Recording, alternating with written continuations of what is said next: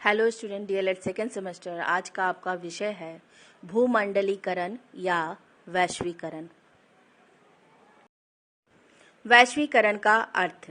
वैश्वीकरण का शाब्दिक अर्थ स्थानीय या क्षेत्रीय वस्तुओं या घटनाओं के विश्व स्तर पर रूपांतरण की प्रक्रिया है। इसे एक ऐसी प्रक्रिया का वर्णन करने के लिए भी प्रयुक्त किया जा सकता है जिसके द्वारा पूरे विश्व के लोग मिलकर एक समाज बनाते हैं तथा एक साथ कार्य करते हैं।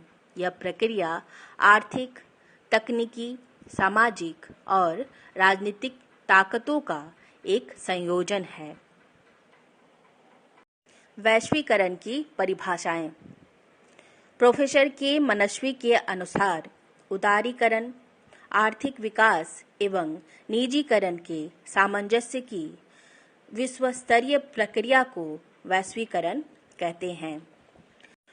प्रोफेसर टी के राघवन के अनुसार विश्व की अर्थव्यवस्था का विकास एवं सामाजिक विकास राज्य के नियंत्रण की सीमितता के अंतर्गत होता है, तब यह प्रक्रिया वैश्वीकरण कहलाती है। श्रीमती आर के शर्मा के अनुसार वैज्ञानिक प्रगति, आर्थिक समानता एवं मानव कल्याण के लिए किए गए विश्व स्तरीय प्रयास भूमंडलीकरण कहलाता है। प्रोफेसर एस के दुबे के अनुसार वैश्वीकरण के अंतर्गत वे सभी शैक्षिक, सामाजिक एवं आर्थिक क्रियाएं आती हैं जो मानव कल्याण से संबंधित होती हैं। वैश्वीकरण के उद्देश्य। वैश्वीकरण के प्रमुख उद्देश्य निम्नलिखित हैं। पहला है आर्थिक समानता, दूसरा विकास के लिए नवीन साझेदारी, तीसरा गरीबी उन्मूलन, चौथा है उदारीकरण, पांचवा सरकारी नियंत्रण की सीमितता, छठवां संतुलित विकास, सातवां है विश्व बंधुत्व की भावना और आठवां पॉइंट है अंतर्राष्ट्रीय सहयोग। वैश्वीकरण की विशेषताएं। पहला है पारस्परिक निर्भरता बनाए रखना, दूसरा है विकसित देशों का नियंत्रण बने रहना, तीसरा मानवता का विकास होना, चौथा तकनीकी शिक्षा का विकास होना। वैश्वीकरण की आवश्यकता तथा महत्व। वैश्वीकरण की आवश्यकता तथा महत्व निम्नलिखित बिंदुओं से स्पष्ट होते हैं।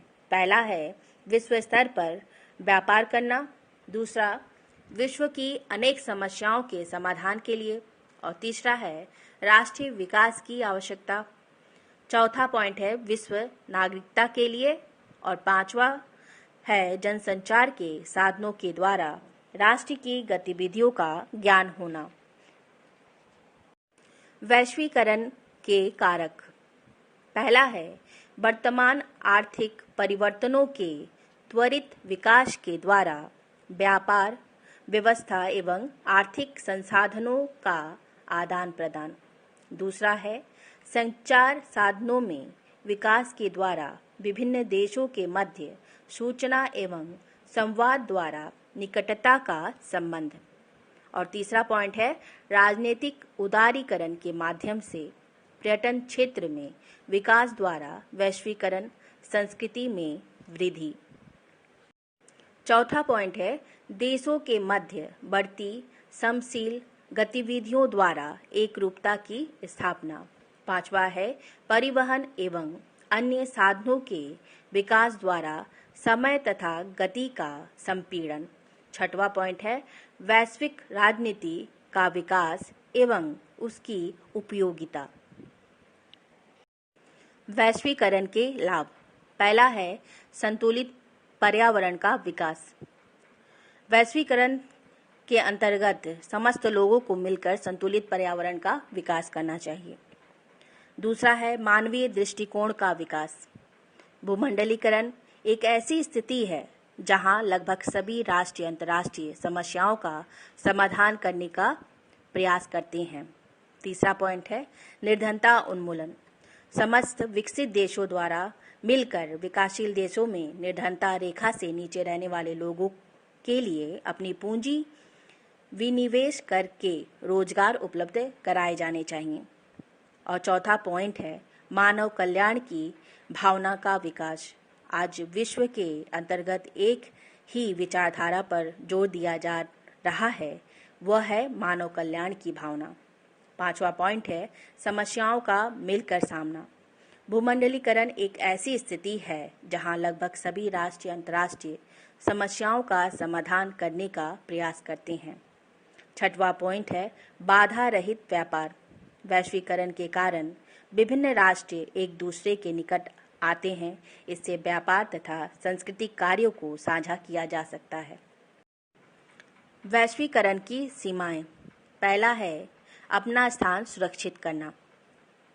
सभी राष्ट्र जो आपसी सहयोग द्वारा विकास कर रहे थे, इससे उनकी सहयोगात्मक प्रक्रिया को धक्का लगा है, क्योंकि प्रत्येक राष्ट्र दूसरे राष्ट्रों के विकास से पहले वैश्वीकरण में अपना स्थान सुरक्षित करता है।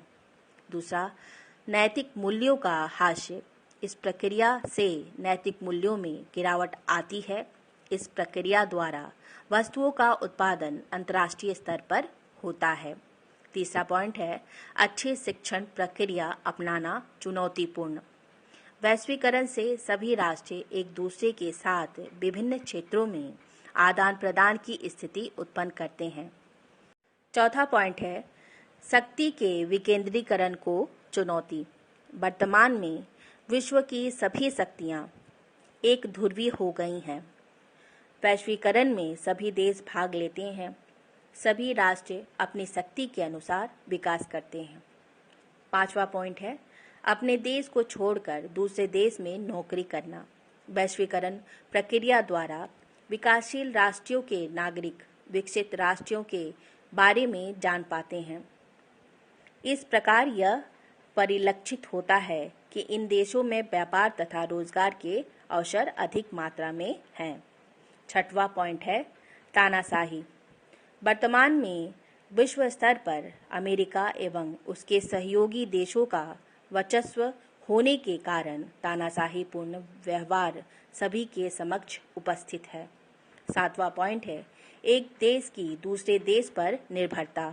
वैश्वीकरण के कारण एक देश दूसरे देश पर निर्भर हो चुके हैं, क्योंकि विकास कार्यों के लिए मिलने वाली सहायता विदेशी पूंजी निवेश तथा अंतर्राष्ट्रीय व्यापार नियमों में अपने देश की अर्थव्यवस्था को दूसरे देश की अर्थव्यवस्था पर निर्भर बना दिया है।